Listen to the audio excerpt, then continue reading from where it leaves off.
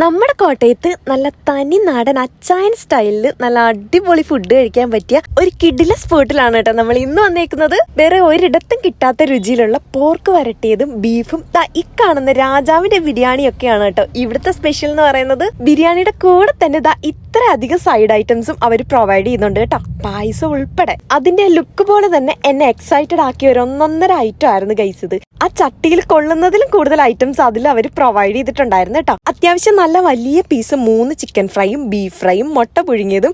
പിന്നെ അതിന്റെ ഉള്ളിലോട്ട് ചെല്ലുമ്പോഴാണ് ഗൈസ് അതിന്റെ എക്സൈറ്റിംഗ് പോർഷൻ വരുന്നത്. അതിൽ ചിക്കനും ബീഫും ഒന്നിച്ച് ദം ചെയ്തിട്ടാണ് കേട്ടോ ആ ബിരിയാണിയുടെ പ്രിപ്പറേഷൻ തന്നെ വരുന്നത്. അതുകൊണ്ട് തന്നെ ഫുള്ളി ഡിഫറെന്റ് ആയിട്ടുള്ള ഒരു ടേസ്റ്റ് ആയിരുന്നു കേട്ടോ. എനിക്കാണെങ്കിൽ ഒരു ലെഗ് പീസ് തന്നെ കിട്ടിയിട്ടുണ്ടായിരുന്നേ.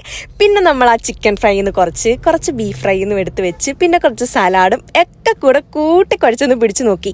എന്റെ പൊന്നോ, അടിപൊളി ഐറ്റമായിരുന്നു കേട്ടോ. ഞെട്ടിക്കൽ ബിരിയാണി എന്ന് നമ്മൾ കേട്ടിട്ടല്ലേ ഉള്ളൂ, ഇതാണ് ഗൈസ് ഒറിജിനൽ ഞെട്ടിക്കൽ ബിരിയാണി. പിന്നെ നമ്മൾ ബീഫ് ഫ്രൈ ആണ് കേട്ടോ ട്രൈ ചെയ്തിട്ടുണ്ടായിരുന്നത്. എല്ലാവർക്കും ഒരുപോലെ ഇഷ്ടപ്പെട്ട സംഭവമാണ്.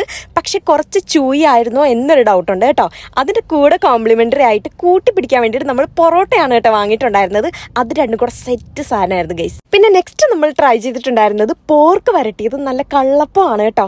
അടിപൊളി സെറ്റ് സാധനമായിരുന്നു ഗൈസ്. ആ ഒരു പോർക്ക് വരട്ടേന്റെ ആ ഒരു ടേസ്റ്റ് ഉണ്ടല്ലോ, ഇപ്പോഴും എന്റെ നാക്കിന്ന് പോകുന്നില്ല. അടിപൊളി ടേസ്റ്റ് ആയിരുന്നു. പിന്നെ കള്ളപ്പത്തിന്റെ ടേസ്റ്റിന്റെ കാര്യം ഞാൻ എടുത്തു പറയേണ്ട കാര്യമില്ലല്ലോ, അടിപൊളി സാധനമായിരുന്നു ഗൈസ്. ആ ഒരു കള്ളിന്റെ ടേസ്റ്റ് ഇങ്ങനെ ഡോമിനേറ്റ് ചെയ്ത് നിൽക്കുന്നുണ്ടായിരുന്നു കേട്ടോ. പിന്നെ ഈ കഴിച്ചതൊക്കെ ഒന്ന് ബാലൻസ് ആവാൻ വേണ്ടിയിട്ട് നമ്മളൊരു പൈനാപ്പിൾ ജ്യൂസും കൂടെ പറഞ്ഞിട്ടുണ്ടായിരുന്നു കേട്ടോ.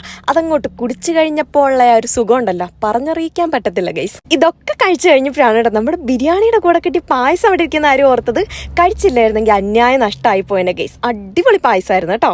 അപ്പം നമ്മുടെ ലൊക്കേഷൻ വരുന്നത് കോട്ടയം ഏറ്റുമാനൂർ എത്തുന്നതിന്റെ തൊട്ട് മുമ്പായിട്ട് തെല്ലകം എന്ന് പറഞ്ഞ സ്ഥലത്ത് അച്ചായന്റെ അടുക്കളയാണ് കേട്ടോ. അപ്പൊ എല്ലാവരും ഒന്ന് ട്രൈ ചെയ്തിട്ട് ഫീഡ്ബാക്ക് അറിയിക്കണേ. ബൈ.